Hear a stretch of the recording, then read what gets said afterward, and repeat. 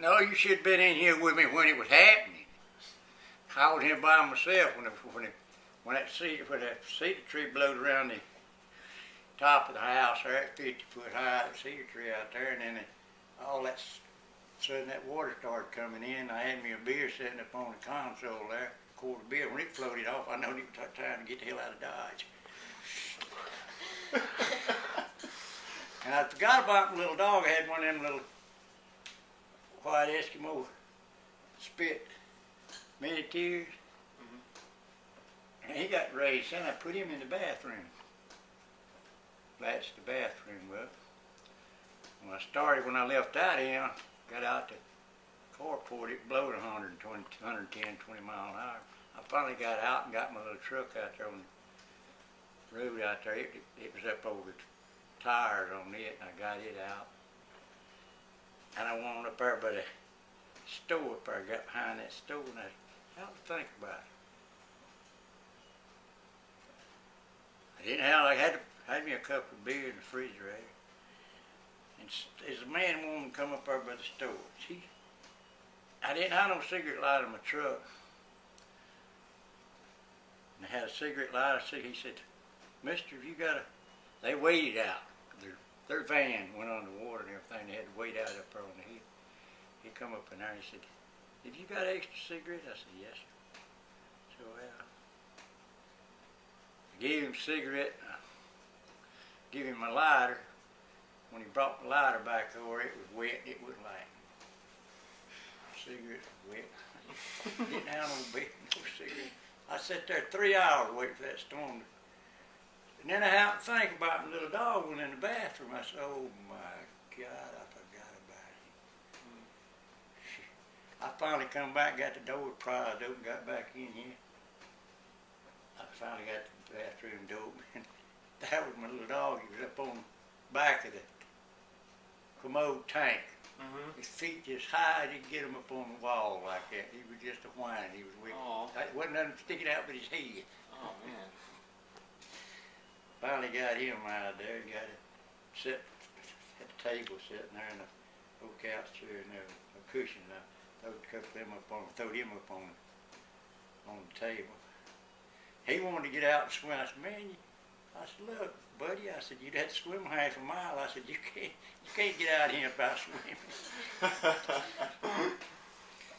Oh, Lord, I'm telling you. That was one heck of a day, let me tell you that. Finally got back in here late that evening. I mean, that storm lasted all day long. It started that morning about daylight, and it blowed all day long. I mean, a heck. Anyway,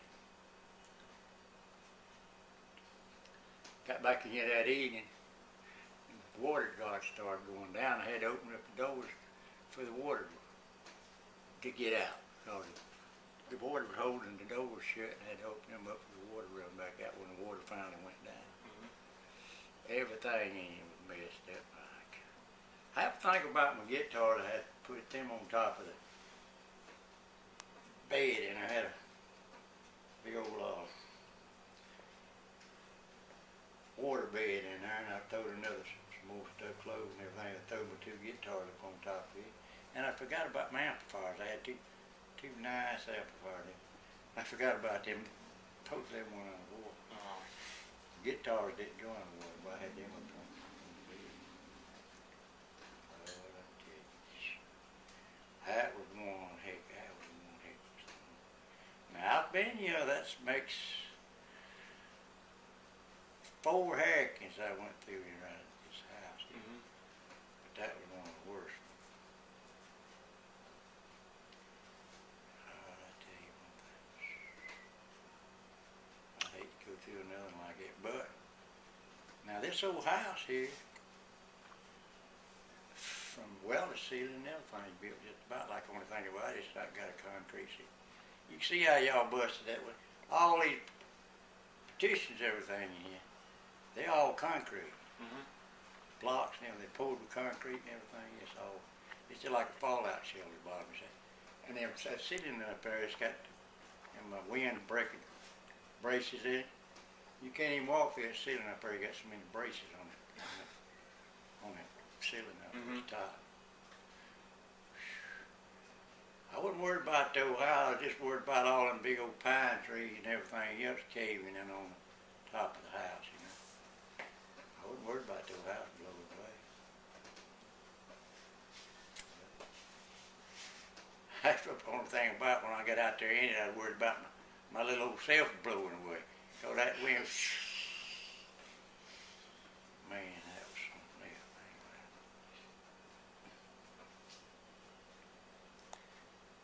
Then I had carpet through in, all through in everything, all that you talking about. Mold, water bed, and I had to tear it all out. You talking about a mess. Oh, I'm telling you. You ought to seen this house. Well, I had it fixed up. I done fixed it up pretty good before y'all's people come in here and started working on it. You ought to seen it before. Oh, it looked like a mansion outside of what the barn was before we come in and started working on it. Oh my God, they never known it. Tore all that ceiling out. Had paneling all on that wall. I got stripping behind there. Had stripping in that wall. Put that panel up just like you did with that gun out there. Had to shoot them strips there where to put the paneling. They come in and tore all that paneling out, left the strips up there and everything, put that sheetrock back up around the wall, put the ceiling in it. Oh, my God, it looked like a mansion upside of what it was. And they've been working on it now since March, back in March. Well, they got so much to do, you know, other places and everything. I told them I wasn't in no hurry about mine, just so I could get it fixed up quick. Livable, you know. Rob been here ever since. Oh, he been through the whole thing. You talking about a wonderful guy? He is. That's all he wants. Him and Chris both. I tell you, both of them. I tell you what they want for people. They sure are. Now Rob, he's from here. But Chris, I think he's from Indiana or let's see, Pittsburgh, I believe. Everybody's talking about the Yankees and everything. I told them, hell, I ain't crazy about the blacks or the Yankees. Hell, I got a brother-in-law. He's from Pittsburgh, Pennsylvania.